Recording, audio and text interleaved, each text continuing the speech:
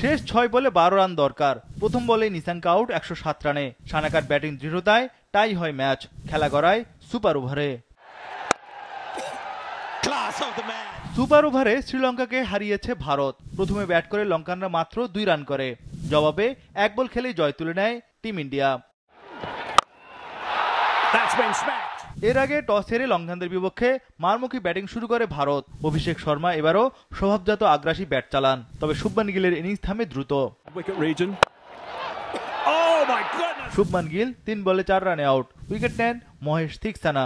তবে team India রানের গতি আটকাতে পারেনি শ্রীলঙ্কা। অভিষেক শর্মা ঝড়ো ব্যাটিং করে 22 বলে 50 তোলেন। আসলে এটি তার টানা তৃতীয় 50। 6 ওভারে ভারতের সংগ্রহ 1 উইকেটে 71 রান।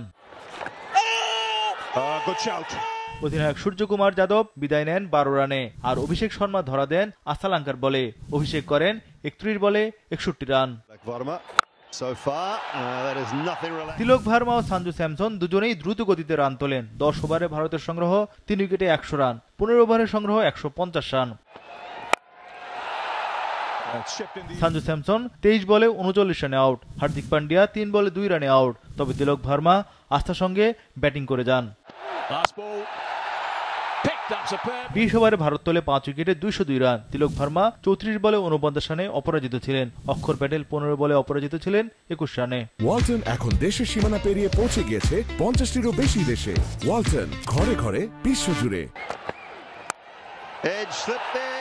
203 রানে বিশাল টার্গেটে নেমে প্রথম ওভারেই উইকেট হারায় শ্রীলঙ্কা। কুশল মেন্ডিস গোল্ডেন ডাক। তবে পাথুম নিসাঙ্কা ও কুশল পেরেরা দারুণ ব্যাটিং করেন। টানা 3 ম্যাচে ব্যর্থ নিসাঙ্কা এবার জ্বলে ওঠেন। তার বিধ্বংসী ব্যাটিংয়ে 4.3 ওভারে লঙ্কানরা তোলে 50। 6 ওভার শেষে সংগ্রহ 1 উইকেটে 72 রান। নিসাঙ্কা 25 বলে 50 পূর্ণ করেন। কুশল পেরেরাও দ্রুত গতিতে রান তোলেন। এই বাঁহাতি ব্যাটারও 25 বলে পূরণ করেন 50। 50-র পর নিসাঙ্কা ক্রমেই আরো বিধ্বংসী ব্যাটিং করেন। 10 ওভারে লঙ্কানরা তোলে 1 উইকেটে 114 রান। বাকি 60 বলে দরকার আরো 89 রান, হাতে 9 উইকেট। কুশল পেরেরা 32 বলে 58 রানে আউট। দ্বিতীয় উইকেটে 127 রানের জুটি ভাঙে লঙ্কানদের। অন্য প্রান্তে নিসাঙ্কা মারমুখী ব্যাটিং ধরে রাখেন। আসালাঙ্কা 9 বলে 5 রানে আউট। অন্য প্রান্তে 52 বলে প্রথম সেঞ্চুরি পূর্ণ করেন নিসাঙ্কা।